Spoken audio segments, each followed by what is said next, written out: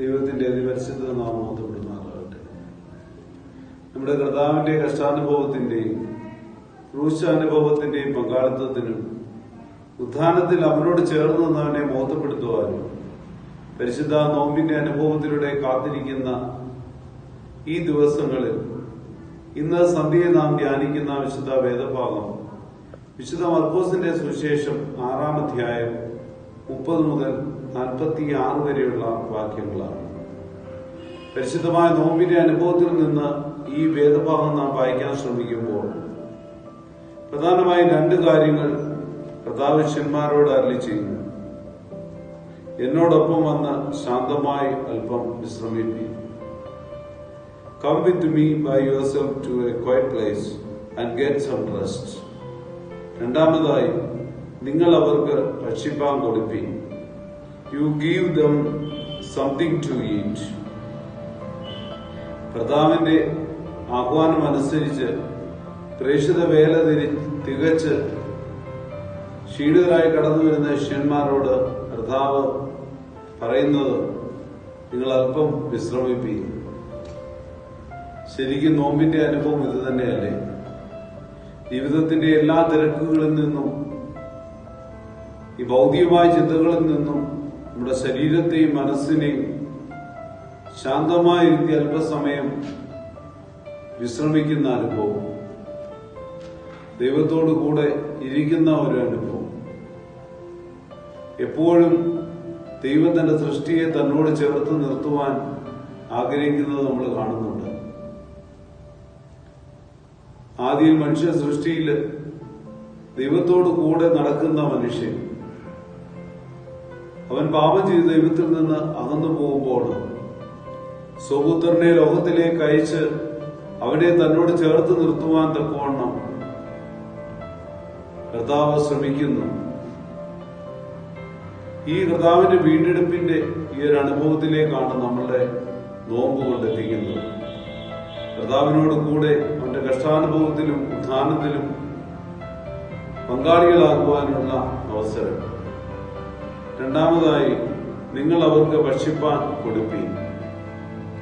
തന്റെ വചനം കേട്ടിരുന്നവരിൽ ശാരീരിക വിശപ്പുള്ള മനുഷ്യർക്ക് ഭക്ഷണം കൊടുക്കുവാൻ കർത്താവ് പറയുകയും ആ ഭക്ഷണം എടുത്ത് സ്വർഗത്തേക്ക് നോക്കി പാഴ്ത്തി നുറുക്കി അവർ കൊടുക്കുകയും ചെയ്യുന്ന രീതിയാണ് നമ്മളിവിടെ കാണുന്നത്. താൻ തന്നെ ജീവന്റെ അപ്പമായി കർത്താവ് ഉയർത്തി കാണിക്കുന്നു. കർത്താവ് ഇത് ചെയ്യുന്നത് കൃത്യമായി ദൈവരാജ്യത്തിന്റെ അടയാളപ്പെടുത്തലാണ്. അപ്പം ഉയർത്തി സ്വർഗത്തേക്ക് നോക്കി. ഇവിടെ അത് കൊടുക്കുന്നവന്റെ മാത്രം തൃപ്തിയല്ല, നേരെ മറിച്ച് അത് സ്വീകരിക്കുന്നവന്റെ കൂടി തൃപ്തിക്ക് പര്യാപ്തമായി കർത്താവ് അതിനെ വർദ്ധിപ്പിച്ചു കൊടുക്കും.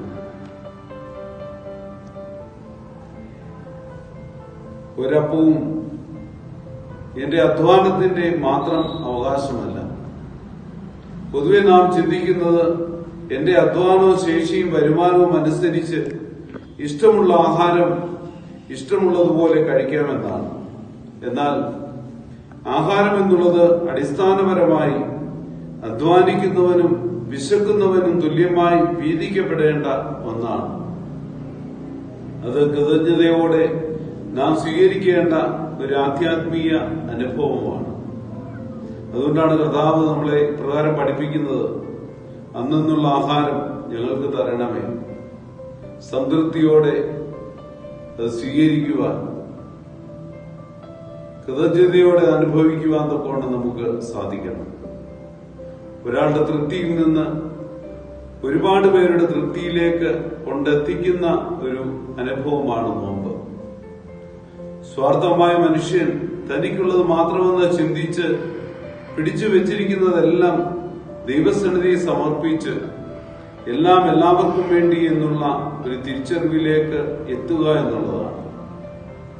എന്റെ വിശപ്പ് മറ്റുള്ളവന്റെ വിശപ്പ് മാറ്റാനുള്ളതാണ് എന്നുള്ള ബോധ്യത്തിലേക്ക് കടക്കുന്നതാണ് നോമ്പിന്റെ അനുഭവം. നോമ്പിൽ ഭക്ഷണം വെടിയുക എന്ന് പറയുന്നത് ആഹാരം കിട്ടാത്തവന് വേണ്ടിയുള്ള ഒരു സമരസപ്പെടലല്ലേ? ഉള്ളതിൽ നിന്ന് അവന് പങ്കുവെക്കുന്ന ഒരു അനുഭവമാണ് നോമ്പ് നമുക്ക് നൽകുന്നത്. നീതിക്കായി വിശന്ന് ദാഹിക്കുന്നവർ ഭാഗ്യവാന്മാർ. എന്തുകൊണ്ടെന്നാൽ അവർ തൃപ്തരാകും.